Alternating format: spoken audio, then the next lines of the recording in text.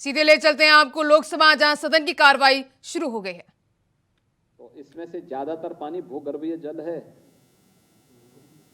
तो हमें जितना पानी हम उपयोग कर रहे हैं उतना पानी बरसात का हम संरक्षित करने की तैयारी भी कर लें। हर गांव का दायित्व बनता है, हर कस्बे का, क्योंकि अमृत 2 में शहरों में भी हर शहर को, हर कस्बे को हम इस हर जल जीवन मिशन के साथ जोड़ने जा रहे हैं। और इसलिए हमारा दायित्व बनता है इन दोनों को आपस में जोड़ने का काम। अगर जितना ले रहे हैं उतना जमा करेंगे तो पूंजी सुरक्षित रहेगी जल की, भूगर्भीय जल सुरक्षित रहेगा, और नहीं तो केवल निकालते जाएंगे, एक समय के बाद खजाना खाली।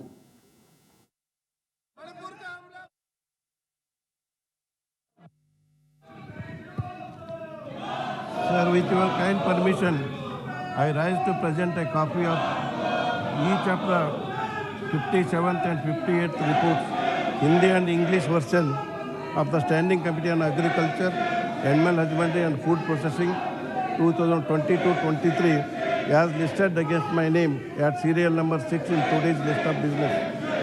Item number 7, Shri Jewel Oram ji.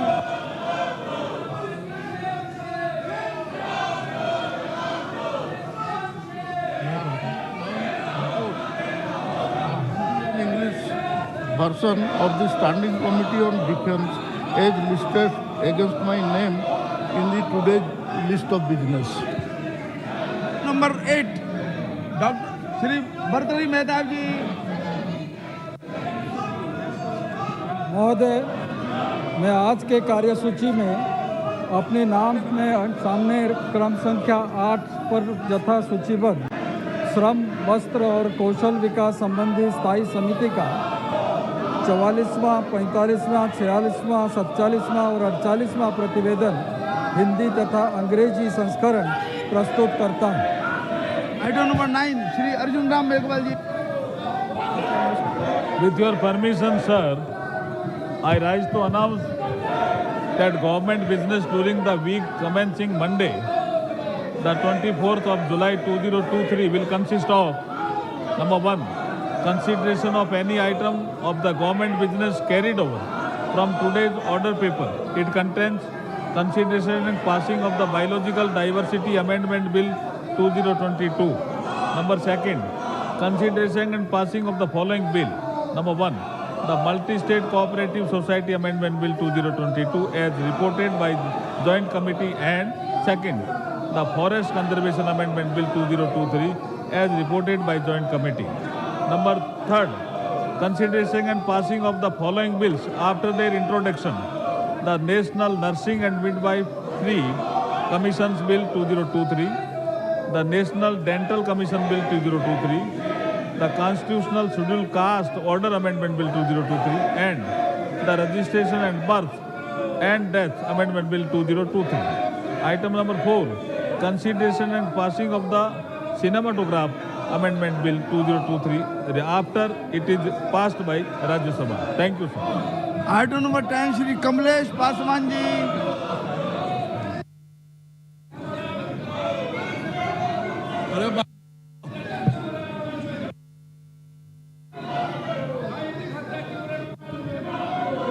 नियम 254 के उप नियम 3 द्वारा अपेक्षित रीति से श्री गिरीश बालचंद बापट, जिनका निधन 29 मार्च 2023 को हुआ था, के स्थान पर प्राक्कलन समिति के कार्यकाल के शेष भाग के लिए समिति में सदस्य के रूप में कार्य करने के लिए अपने में से एक सदस्य को निर्वाचित करें। बहुत बढ़िया।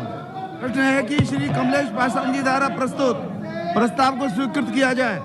जो सदस्य इसके पक्ष में वो हाँ कहें, जो सदस्य इसके विरोध में वो ना कहें। मेरे विचार में निर्णय हाँ वालों के पक्ष में हुआ, हाँ वालों के पक्ष में हुआ, प्रस्ताव स्वीकृत हुआ। Item number 11, doctor Satyapal Singh ji. Sir, आपकी अनुमति से मैं इस सीट से बोलना चाह रहा हूं। Sir, I rise to move that this house do recommend to Rajya Sabha that Rajya Sabha do agree to nominate one member from Rajya Sabha to associate with the Committee on Public Accounts of the House for the unexpired portion of the term of the committee, Vice Sri Sukhendu Sekhar Rai, retiring from Rajya Sabha, and do communicate to this House the name of the member so nominated by Rajya Sabha. Thank you, sir. है कि श्री सत्यपाल सिंह जी द्वारा प्रस्तुत प्रस्ताव को स्वीकृत किया जाए। जो सदस्य इसके पक्ष में वो हाँ कहें, जो सदस्य इसके विरोध में वो ना कहें। मेरे विचार में निर्णय हाँ वालों के पक्ष में हुआ, हाँ वालों के पक्ष में हुआ, प्रस्ताव स्वीकृत हुआ। आइटम नंबर 12 डॉक्टर किरीट भाई सोलंकी। सभापति जी, मैं प्रस्ताव करता हूं कि इस सभा के सदस्य लोकसभा के प्रक्रिया तथा कार्य संचालन नियम 331 ख के उपनियम 1 के साथ पठित नियम 254 के उपनियम 3 द्वारा अपेक्षित रीति से अनुसूचित जातियां तथा अनुसूचित जनजातियां के कल्याण संबंधी समिति के कार्यकाल के शेष भाग के लिए। तो अब आपको लेते चलते हैं सीधे लखनऊ, जहां सीएम योगी आदित्यनाथ संबोधित कर रहे हैं। प्रदेश के कृषि उत्पादन आयुक्त श्री मनोज कुमार सिंह जी, प्रमुख सचिव नमामि गंगे तथा ग्रामीण जल आपूर्ति विभाग श्री अनुराग श्रीवास्तव जी, सचिव नमामि गंगे तथा ग्रामीण जल आपूर्ति विभाग श्री बलकार सिंह जी, वीके उपाध्याय जी, आज के इस कार्यक्रम में उपस्थित प्रदेश भर से आए हुए हमारे प्रगतिशील किसान, यहां पर उपस्थित श्री राम शरण वर्मा जी, जल योद्धा उमाशंकर पांडे जी और जल क्रांति के लिए प्रदेश भर में कार्य करने वाले सभी उपस्थित भाइयों बहनों, भूजल सप्ताह के आज के इस कार्यक्रम में जो एक साप्ताहिक कार्यक्रम है जो 16 जुलाई से 22 जुलाई के बीच में आयोजित किया गया है, आज हम एक दिन पहले इस कार्यक्रम को यहां पर औपचारिक समापन कर रहे हैं, लेकिन कल प्रदेश के बृहद वृक्षारोपण कार्यक्रम के साथ इसकी औपचारिक समापन होगा। मैं इस अवसर पर आप सबका हृदय से अभिनंदन करता हूं। हम सब जानते हैं कि जल है तो कल है, और भारतीय मनीषा हमेशा से इस बात को मानती रही है कि जल ही जीवन है। जल के बगैर जीवन की कल्पना की ही नहीं जा सकती, और जीवन इसलिए है जो आज है, जब वह बने रहेगा तो वह हमारे कल को भी सुधार लेगा। और इसलिए जल को हमने जीवन के पर्याय के रूप में मान करके, ये केवल मनुष्य के लिए नहीं, जीव सृष्टि के लिए नहीं, जंतु सृष्टि के लिए भी जल आवश्यक है। सृष्टि की भू पारिस्थितिकी को बनाए रखने के लिए जल आवश्यक है, और उस पर जागरूकता के लिए आदरणीय प्रधानमंत्री मोदी जी के मार्गदर्शन में, उनके नेतृत्व में यह कार्यक्रम निरंतर आगे बढ़ रहा है। जिस जल की इतनी उपयोगिता है, जिसके बगैर जीवन की कल्पना नहीं की जा सकती, उसके प्रति भी हम कितने लापरवाह हैं, यह वे आंकड़े बताते हैं। जो भूगर्भीय जल के निरंतर गिरते हुए स्तर,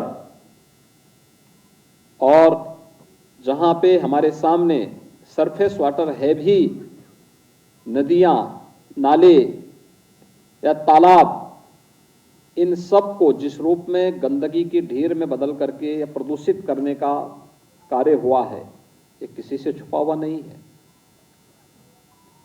और इसलिए आज का ये कार्यक्रम बहुत महत्वपूर्ण है, ये सप्ताह अत्यंत महत्वपूर्ण है। एक एक बूंद जल का, बरसात का कितना महत्वपूर्ण है। अगर हमने कभी इसके बारे में ईमानदारी से ध्यान दिया होता तो इतनी खराब स्थिति नहीं पैदा होती। आज के दिन पे आप कहीं जाइए, कोई ऐसी नदी जो किसी अच्छी पहाड़ से निकल करके स्वतःस्फूर्त भाव के साथ बह रही है और उसके ऊपर कहीं कोई नदी पहाड़ से निकलने के बाद कोई गांव, कोई कस्बा, कोई औद्योगिक क्षेत्र अगर उसके आसपास नहीं है तो आप उसके जल को देखिए। थोड़ा नवंबर, दिसंबर में, जनवरी, फरवरी, मार्च, अप्रैल, मई, जून तक देखिए कितना साफ पानी रहता है, एकदम शुद्ध जल होता है। मछलियां और तमाम जलीय जीव उसमें तैरते हैं। कोई भी जीव जंतु आकर के, कोई भी जीव जाकर के वहां जल ग्रहण कर सकता है। वो नदी या वो नाला कभी किसी को मना नहीं करती।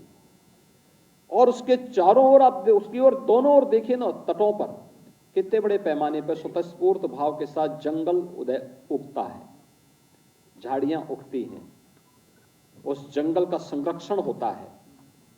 लेकिन जहां पर थोड़ी भी कोई बस्ती आ गई, कोई नगर आ गया, कोई औद्योगिक क्षेत्र आ गया, उसके बाद उस नदी की क्या स्थिति होती है? जल एकदम काला हो जाता है। गर्मियों में मार्च के बाद से लेकर जून तक पूरा जल बदबू करने लगता है, जलीय जीव नष्ट हो जाते हैं और कोई जीव, कोई पालतू जानवर उस जल को पीता है तो बीमार होता है, मर जाता है। और जंगली जीवों की भी ये स्थिति होती है। ऐसे ही हमारी आवश्यकता की 80 से 90% आपूर्ति भूगर्भीय जल से होती है। भूगर्भीय जल का जलस्तर भी लगातार गिरता जा रहा है। क्रिटिकल, सेमी क्रिटिकल विकास खंडों की और जनपदों की संख्या बढ़ती जा रही है। इन सब से बचने के लिए अनेक उपाय किए गए। जल की हम आवश्यकता के अनुरूप ही खपत करें। वन ड्रॉप मोर क्रॉप का यह अभियान प्रधानमंत्री मोदी जी का वही अभियान है। जल की कीमत को हम समझें। रूफटॉप रेन वाटर हार्वेस्टिंग की व्यवस्था उसी क्रम का एक हिस्सा है। चेक डैम का निर्माण करके हम जल, नदियों के या नालों के जल के प्रवाह को रोक करके फिर जल छोड़ते हुए जाएं, उसी क्रम का हिस्सा है। और आजादी के अमृत महोत्सव वर्ष में हर जनपद में, हर नगर में एक अमृत सरोवर की रचना हो और अमृत सरोवर में जल का संरक्षण होने के साथ साथ अनेक कार्यक्रम चले। ये सभी उसी अभियान का हिस्सा है। आपने देखा होगा, ये आज की आवश्यकता है। अगर हमें अपने भविष्य को सुरक्षित रखना है, जीव सृष्टि को सुरक्षित रखना है और जंतु सृष्टि को, जीव और जंतु की सृष्टि को वास्तव में सुरक्षित रखना है, अपनी धरती को जीव जंतुओं की सुरक्षा की दृष्टि से सबसे उत्तम ग्रह के रूप में स्थापित कर रखना है, तो हमें आज इसके बारे में सोचना ही पड़ेगा।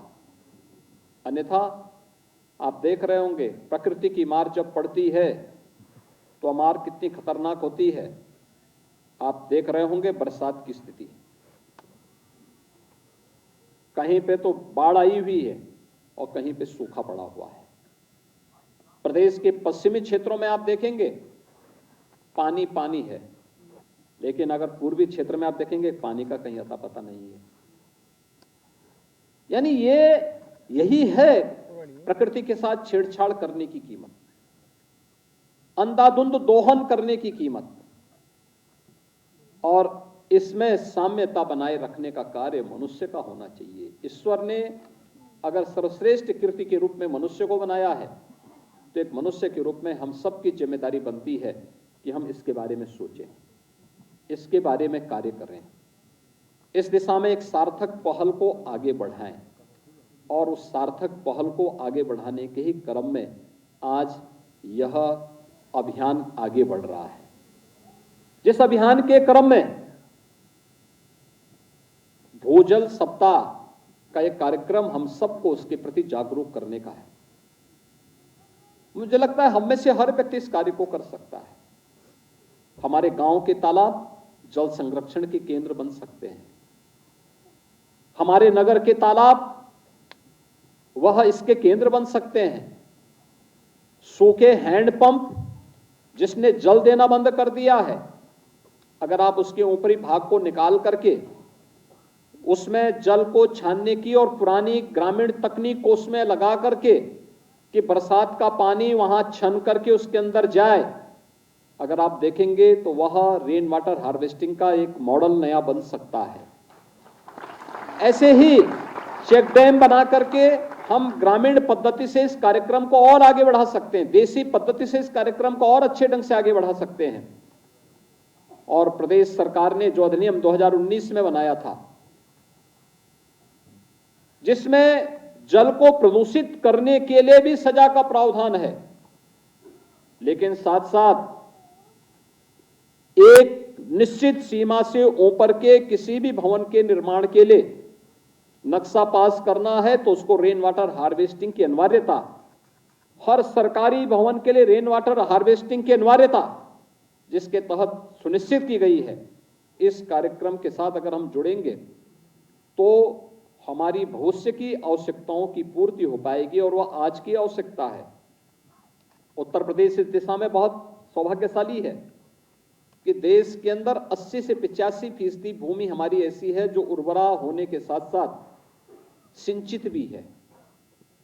सिंचित भूमि है तो स्वाभाविक रूप से सिंचाई के लिए वहां जल की आवश्यकता पड़ती है और उसमें जल की आपूर्ति ज्यादातर हमारी अभी भी भूगर्भीय जल पर निर्भर करती है। आप अनुमान करिए, आप किसी बैंक से पैसा निकालते जाइए, एक समय के बाद पैसा खर्च हो समाप्त हो जाएगा और फिर बैंक आपको पैसा देना बंद कर देगा। ऐसी स्थिति जल की है। आखिर उसकी भी तो अपनी एक सीमा होगी। उसके अंदर पैसा, उसके अंदर कोई जल जाएगा नहीं, लेकिन आप जल का दोहन करते रहेंगे तो हर एक विकास खंड क्रिटिकल हो जाएगा। हमें सामान्य क्रिटिकल को सेमी क्रिटिकल में, सेमी क्रिटिकल को सामान्य विकास खंड के रूप में स्थापित करने के निश्चित अभियान को आगे बढ़ाना होगा और ये सभी कार्यक्रम उसी दिशा से प्रारंभ किए गए हैं। मुझे लगता है व्यापक जन जागरूकता और आम नागरिक की भागीदारी इसमें बहुत बड़ी भूमिका का निर्वहन कर सकता है। इसमें जल की एक एक बूंद को सुरक्षित रखना, और यह अभियान इसलिए भी महत्वपूर्ण है जब प्रधानमंत्री मोदी जी के मार्गदर्शन और नेतृत्व में पूरे देश के अंदर हर घर नल की योजना जब प्रारंभ हो रही है, हर घर में जल उपलब्ध कराने का सपना साकार हो रहा है। आज से 9 वर्ष पहले जो सपना था आज वो हकीकत बनती जा रही है। उत्तर प्रदेश के अंदर बुंदेलखंड और बिंद जैसे क्षेत्र में जल 5 किलोमीटर 7 किलोमीटर दूर तक लोग अपने सिर में ढो करके लेके आते थे, तब उनको घर में जल की शुद्ध जल उपलब्ध हो पाता था। वह भी बहते हुए नाले से पानी लाते थे। आज सरकार आपको आरओ का पानी आपके घर में पहुंचाने का कार्य कर रही है और हर घर जल जीवन मिशन के अंतर्गत हर घर नल की योजना इसी रूप में आगे बढ़ रही है। लेकिन यह योजना एक लंबे समय तक आपको प्राप्त हो, इसके लिए जो जल लिया जाएगा, क्योंकि जितनी योजनाएं हैं इसमें 75 से 80% योजनाएं ऐसी हैं जिसमें भूगर्भीय जल का उपयोग किया जा रहा है और भूगर्भीय जल के माध्यम से जल की आपूर्ति हर घर तक पहुंचाने का कार्य हो रहा है। अगर हम भूगर्भीय जल के एक एक बूंद पानी का उपयोग कर रहे हैं तो उसके दुरुपयोग को भी रोकना पड़ेगा, उसके दुरुपयोग को रोकना पड़ेगा। हमारी जितनी आवश्यकता उतना हम उसका उपयोग करेंगे, शेष बंद करें। अक्सर होता क्या है, सरकार ने कनेक्शन दे दिया तो पानी टूटी का है तो दिन भर खुल रहा है तो खुला ही हुआ है, कोई बंद नहीं करता है। और अगर पानी आना कभी बंद हो जाता है तो लोग कोसते हैं, सब पानी नहीं आ रहा है। जब वो पानी गिर रहा है उस समय उस टोंटी को घुमाने की कोई जरूरत महसूस नहीं करता।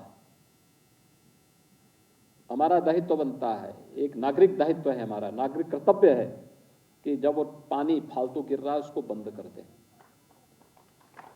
जिस जल का उपयोग कर रहे हैं जितना हमें आवश्यकता उतना ही हम उपयोग करें, फालतू खुला न छोड़ दें। अगर ये नागरिक दायित्व हर नागरिक उठाने लग जाए तो मुझे लगता है कि उत्तर प्रदेश के जो विकास खंड, यानी मात्र 20 वर्ष में 5 गुना क्रिटिकल विकास खंडों की संख्या बढ़ी है। 5 गुना। ये क्या बताता है कि हम खतरे की अब शुरुआत होने जा रही है।